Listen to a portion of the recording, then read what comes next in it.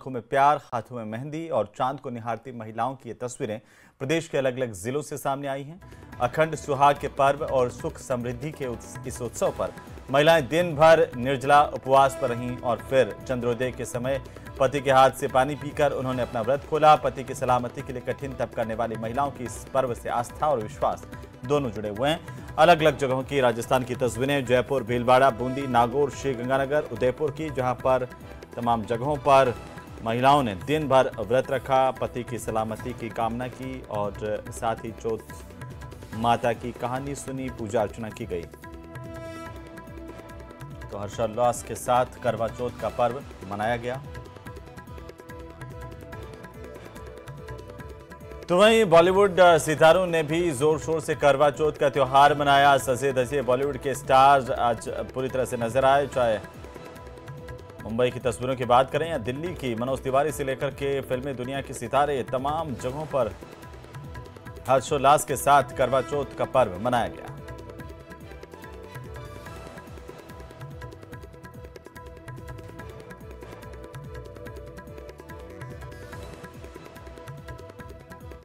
उधर त्योहारी सीजन में नकली खाद्य सामग्री बेचने वाले एक्टिव हैं और प्रदेश के अलग अलग जिलों में मिलावटी मिठाइयां, दूध और घी तैयार किया जा रहा है, जिन पर खाद्य और चिकित्सा विभाग की कार्रवाई भी जारी है। कैसे आपके खाने में जहर घोलने की कोशिश की जा रही है, रिपोर्ट में देखिए।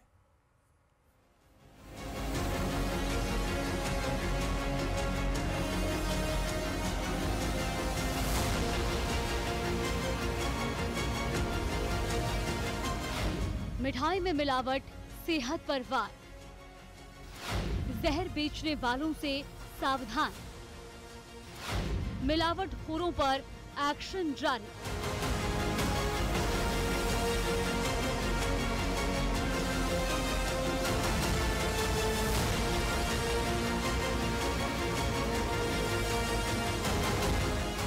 त्योहारी सीजन में मिलावटी मिठाइयां बनाने वालों पर शिकंजा जारी है।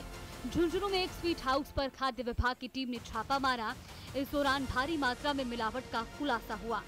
मौके पर करीब 100 लीटर मिलावटी दूध और 198 किलो मिलावटी कलाकंद नष्ट कराया गया। जांच में सामने आया कि दुकान संचालक ने कलाकंद बनाने के लिए सोयाबीन तेल, सूजी और मिल्क पाउडर का इस्तेमाल किया था। सैंपल को जांच के लिए लैब में भेजा गया है। मिलावट पर वार अभियान के तहत कोटपुतली, बहरोड में भी खाद्य सुरक्षा विभाग की टीम ने मिठाई दुकानों और गोदामों का निरीक्षण किया। कराना गांव में एक दुकान पर मिलावटी कलाकंद पाया गया, जिसे सूजी और रिफाइंड तेल मिलाकर तैयार किया गया था। इसे खैरथल से 150 रुपए किलो में खरीदकर 400 रुपए किलो में बेचा जा रहा था। खाद्य विभाग की टीम ने कार्रवाई करते हुए करीब 30 किलो मिलावटी कलाकंद नष्ट कराया। साथ ही दुकान परिसर में साफ सफाई नहीं मिलने पर इम्प्रूवमेंट नोटिस जारी किया गया। मिठाई के सैंपल लेकर जांच के लिए जयपुर भी भेजे गए हैं, जिसकी रिपोर्ट आने के बाद FSSA एक्ट के तहत कार्रवाई की जाएगी। सीकर के श्री माधोपुर स्थित मुंडरू में चिकित्सा विभाग की टीम ने बड़ी कार्रवाई की। एक दूध डेयरी पर छापेमारी करते हुए करीब 500 लीटर मिलावटी दूध को नष्ट कराया और साथ ही 250 किलो स्कीम्ड मिल्क पाउडर जब्त किया। अब इन तीनों तस्वीरों को भी देखिए। पहली जयपुर से है, जहां मिलावटी मिल्क केक की फैक्ट्री में 650 किलो मिल्क केक नष्ट करवाया गया। दूसरी तस्वीर कोटा की है, जहां दिल्ली से आने वाले 320 किलो मावे को सीज किया गया। साथ ही 12 रोड स्थित फार्म से घी के 2 नमूने लेकर 1275 लीटर घी सीज किया। और ये तीसरी तस्वीर धौलपुर की है, जहां एक टेम्पो में ले जा रहे करीब 200 किलो मावे को पकड़ा गया। पूरे प्रदेश में मिलावटी खाद्य पदार्थों की जांच के लिए खाद्य विभाग की टीम एक्टिव है। जगह जगह मिठाई, मावा समेत अन्य खाद्य पदार्थों के सैंपल लिए जा रहे हैं। अलग अलग स्थानों पर मिठाई बनाने के लिए मावा मंगवाया जा रहा है और इस मावे की क्वालिटी को चेक करने के लिए शुद्ध आहार मिलावट परवार अभियान के तहत कार्रवाई की जा रही है। आप देखेंगे ये जो मावे हैं पीपे के माध्यम से आए हैं, अलग अलग जगह से जो है ये मावे आ रहे हैं और इन मावों को लेकर अब सैंपल लेने की कार्रवाई यहाँ पर की जा रही है। स्वास्थ्य विभाग की टीम जो है वो यहाँ पर पहुंची है। जो सभी जो मावे लेकर आए हैं, कहाँ से मावे आए हैं, उनके व्यापारियों को यहाँ पर बुलाया गया है। सैंपल सभी के यहाँ पर जो है दर्ज किए जा रहे हैं। तो वहीं प्रदेश में नकली खाद्य पदार्थों पर जारी एक्शन से मिलावटखोरों में हड़कंप भी मचा है। Bureau report, news 18 Rajasthan.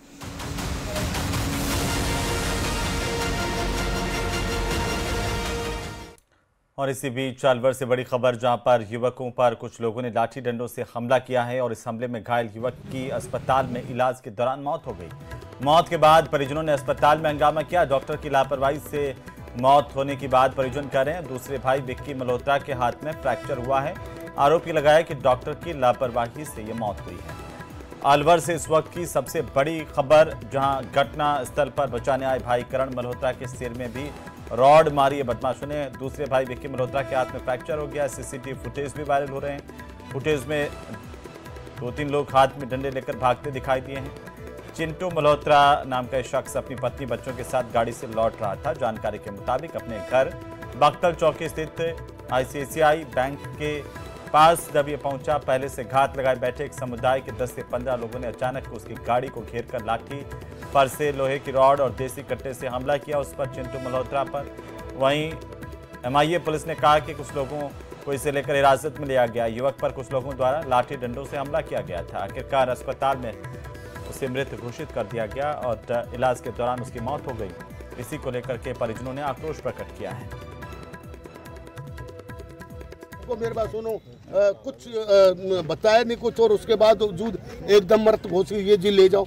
हम सुबह से बोल रहे हैं हमको जयपुर ले जाने दो, सुबह से बोल रहे हैं नहीं यहीं चल रहा ट्रीटमेंट। हमने बोला इसके वो CT स्कैन जो आपने ऑपरेशन किया पता लग जाए कम से कम। CT स्कैन कहाँ पे चोट लगी थी इनके? ये इसके सिर में ये लगी, वो पीछे से। और झगड़ा किस बात को लेकर है? कोई हमारी ऐसी कोई बात ही नहीं है।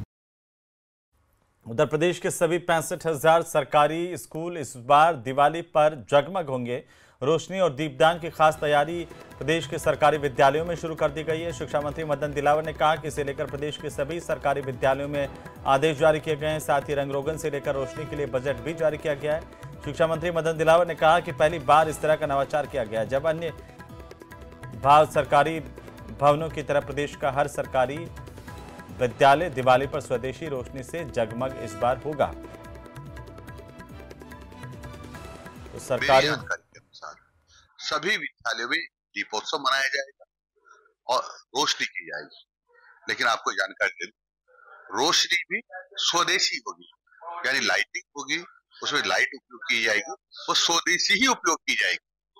विदेश में निर्मित बिजली का उपयोग नहीं किया जाएगा। ऐसा निर्देश हमने सब लोगों को दे दिए। तो वहीं एक बेटी ने कहा है कि कथित तौर पर लव मैरिज का फैसला लिया और पुलिस की मौजूदगी में प्रेमी के साथ उसने घर छोड़ दिया। ये देखकर उसकी मां बदहवास होकर रोने लगी। रोते गिड़गिड़ाते हुए मिन्नतें करती रहीं कि बेटी मत जा। ये रिपोर्ट देखिए।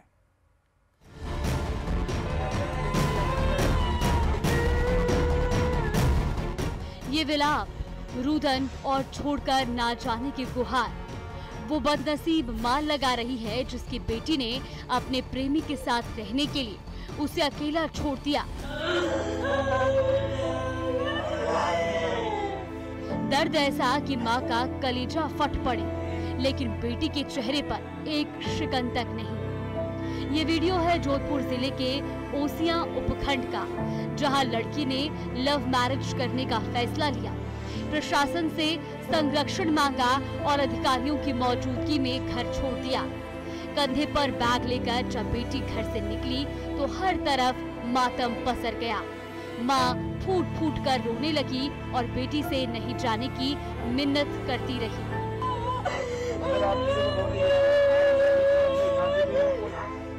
थोड़ी देर तक पुलिस अधिकारियों ने पूछताछ की और फिर युवती प्रेमी के साथ अपनी नई दुनिया बसाने के लिए घर का आंगन छोड़कर घर वालों से हर नाता तोड़कर चली गई। इस वीडियो के वायरल होने के बाद अब हर तरफ इस घटना की ही चर्चा है। साथ ही लव मैरिज को लेकर समाज में नई बहस छिड़ गई है।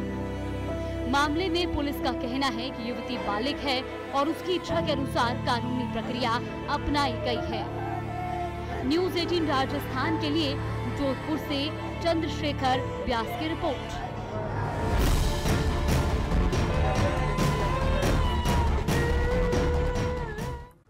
तो वहीं मुख्यमंत्री भजनलाल शर्मा और पूर्व सीएम वसुंधरा राजे की मुलाकात से जुड़ी बड़ी जानकारी है, जिसे लेकर के सियासी गलियारों में चर्चाएं जोरों पर। इस मीटिंग में अंता उपचुनाव के प्रत्याशी को लेकर के भी बात हुई है। रिपोर्ट देखिए।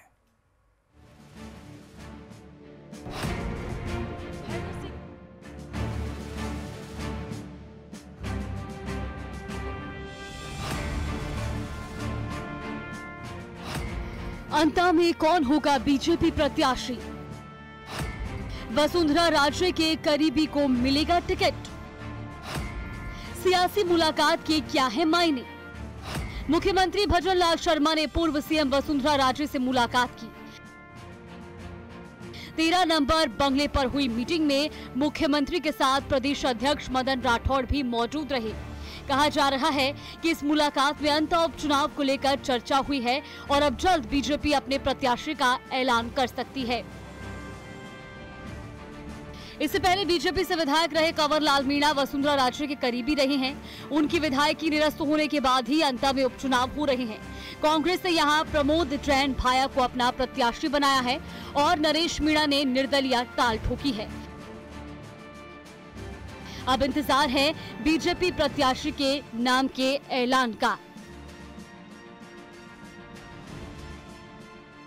मैडम की भावना का ख्याल होगा। बिल्कुल निश्चित रूप से मैडम की भावना का ख्याल कैसे नहीं रखेंगे? कंवरलाल जी के परिवार को दे रहे हैं क्या? वो आगे देखेंगे, अभी क्यों जल्दी।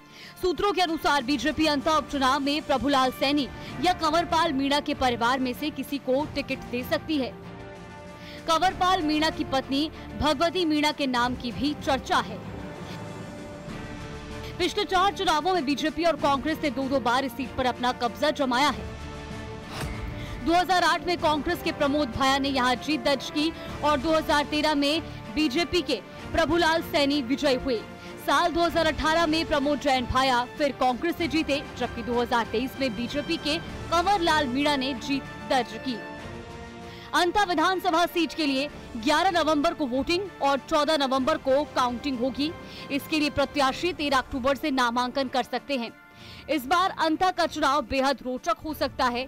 ये उपचुनाव प्रदेश की राजनीति, खासकर सरकार और विपक्ष दोनों के लिए चुनावी समीकरणों के लिहाज से बेहद महत्वपूर्ण माना जा रहा है।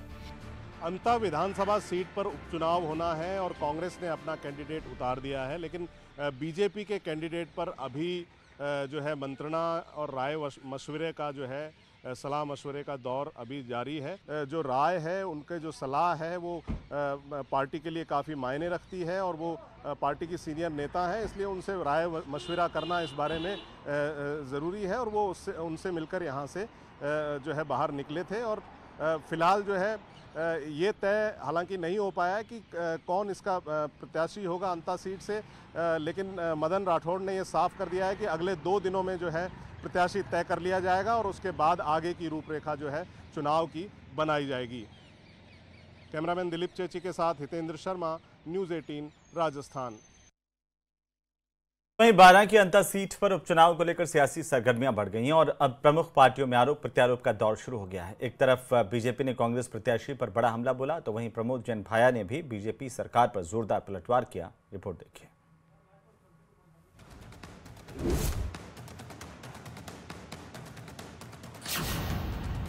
अंतर उपचुनाव का शोर, आरोप प्रत्यारोप का दौर, चुनाव की तारीख करीब आई, अंतर की सियासत गरमाई। अंतर विधानसभा उपचुनाव को लेकर राजनीतिक गलियारों में सरगर्मी तेज हो गई है और नामांकन के पहले ही आरोप प्रत्यारोप का दौर शुरू हो चुका है, जिससे ये मुकाबला और भी रोचक हो गया है। 12 बीजेपी जिलाध्यक्ष नरेश सिंह सिकरवार ने कांग्रेस प्रत्याशी प्रमोद जैन भाया पर सीधा हमला बोला है और कांग्रेस उम्मीदवार पर 1.5 दर्जन मुकदमों का गंभीर आरोप लगाया, जिसका कांग्रेस प्रत्याशी प्रमोद जैन भाया ने जवाब दिया है। और हम निश्चित रूप से चुनाव जीतने जा रहे हैं, क्योंकि कांग्रेस ने जिसको उम्मीदवार बनाया है उन पर 1.5 दर्जन मुकदमे दर्ज हैं। भ्रष्टाचार जो कांग्रेस के राज में हुआ है वो सबको विदित है, उसको जनता भूली नहीं है और उनको पहले भी सबक सिखाया, जनता ने अब भी सबक सिखाएगी। भारतीय जनता पार्टी का कार्यकर्ता अपने आप में हनुमान है और वो अनुशासन में रह करके, मर्यादा में रह करके पार्टी का काम जी जान से करता है और हम निश्चित रूप से ये चुनाव अंता से जीतने वाले हैं। निश्चित रूप से उपचुनाव एक अलग ही तरीके का चुनाव होता है, लेकिन मुझे अंता विधानसभा क्षेत्र के मतदाताओं पर, वहाँ की जनता पर, वहाँ मेरे पिता तुल्य बुजुर्गन, मातृशक्ति, युवा साथियों पर, सभी पर मुझे पूरा भरोसा है। बता दें कि उपचुनाव के लिए कांग्रेस ने दिग्गज नेता प्रमोद जैन भाया को अपना प्रत्याशी घोषित किया है, जिससे मुकाबला कड़ा हो गया है। हालांकि भाजपा ने अभी तक अपने उम्मीदवार का नाम घोषित नहीं किया। हालांकि दिल्ली से लेकर जयपुर तक बीजेपी का मंथन जारी है और 1 से 2 दिन में बीजेपी भी अपने प्रत्याशी के नाम का ऐलान कर सकती है। इस बीच कांग्रेस नेता नरेश मीणा ने भी अंता उपचुनाव लड़ने की घोषणा कर दी है और वो लगातार विधानसभा क्षेत्र में लोगों से संपर्क कर रहे हैं। उनके मैदान में आने से कांग्रेस की राह थोड़ी मुश्किल हो सकती है। अंता उपचुनाव के शेड्यूल की बात करें तो 13 अक्टूबर को नोटिफिकेशन जारी हो जाएगा और 21 अक्टूबर तक नामांकन दाखिल करने की आखिरी तारीख होगी। इसके बाद 23 अक्टूबर तक नामांकनों की जांच होगी और 27 अक्टूबर तक उम्मीदवार नामांकन वापस ले सकेंगे। इसके बाद 11 नवंबर को अंता में उपचुनाव होंगे और 14 नवंबर को नतीजे सामने आएंगे। फिलहाल अंता का मुकाबला त्रिकोणीय होता नजर आ रहा है। अब देखना होगा कि अंता का असली किंग कौन बनकर निकलता है। न्यूज़ 18 के लिए अंता से विपिन तिवारी की रिपोर्ट। और इसी बीच राजधानी जयपुर से बड़ी खबर मिल रही है, जहां आयकर विभाग की 6 राज्यों में 40 ठिकानों पर छापेमारी हुई है। करवा चौथ के चलते आयकर विभाग की तरफ से 17 ठिकानों पर सर्च ऑपरेशन हालांकि रोका गया है, ताकि करवा चौथ व्रत में महिलाओं को किसी तरह की असुविधा ना हो। राजस्थान, उत्तर प्रदेश, मध्य प्रदेश, दिल्ली, गुजरात और हरियाणा में ये छापेमारी की जा रही है।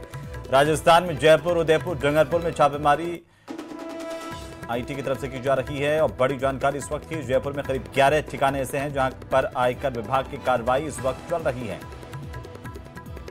तो आयकर विभाग ने 6 राज्यों में 40 ठिकानों पर छापा मारा है। करवा चौथ के चलते 17 ठिकानों पर सर्च ऑपरेशन रोका गया है। राजधानी जयपुर में ही 11 ठिकानों पर आयकर विभाग कार्रवाई कर रहा है। उधर प्रदेश के सबसे बड़े एसएमएस अस्पताल के आईसीयू में हुए अग्निकांड को लेकर एफएसएल की रिपोर्ट आ चुकी है, जिसमें आग लगने की वजह बता दी गई है। लेकिन अभी भी सवाल वही है कि आखिर 6 लोगों की मौत का जिम्मेदार कौन है। रिपोर्ट देखिए।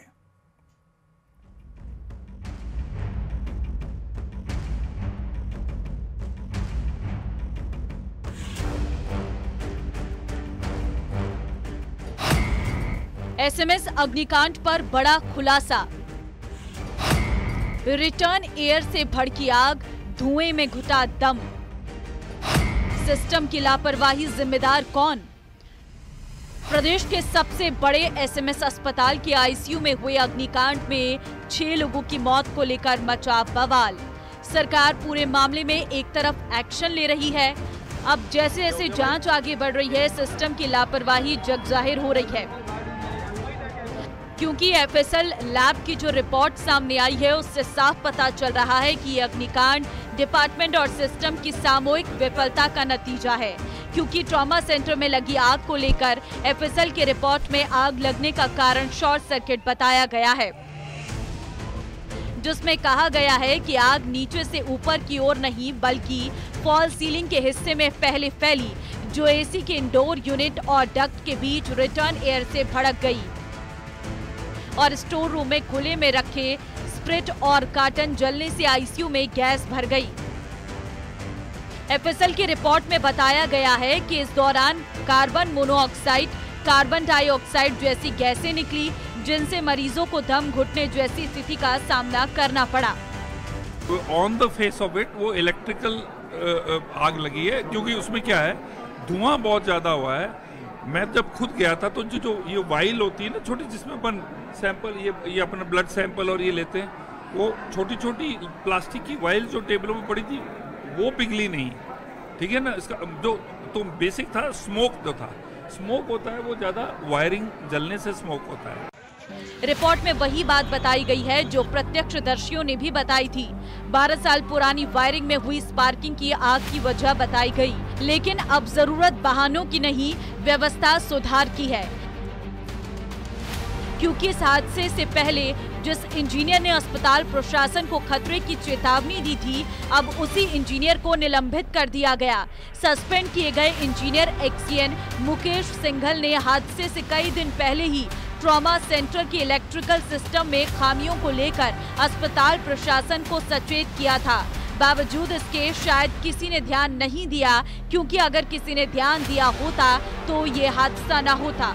फिलहाल ये रिपोर्ट महज एक शॉर्ट सर्किट से लगी आग की नहीं, बल्कि उस लापरवाह सिस्टम को आईना है जो हर बार लोगों की जान लेकर भी नहीं जागता।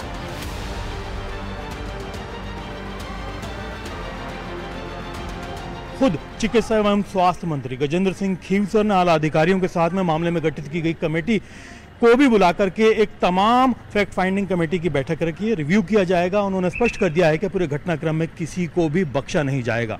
जिस तरह का पूरा घटनाक्रम रहा, जो मामला और जो नज़ारा देखने को मिला, उसके बाद उम्मीद की जानी चाहिए कि इस घटना से संज्ञान लेते हुए आगे आने वाले वक्त में ऐसा पुख्ता बंदोबस्त किया जाए कि दोबारा इस तरह की घटना की पुनरावृत्ति ना हो। कैमरा पर्सन अविनाश के साथ में अरबाज अहमद, न्यूज़ 18 के लिए जयपुर से।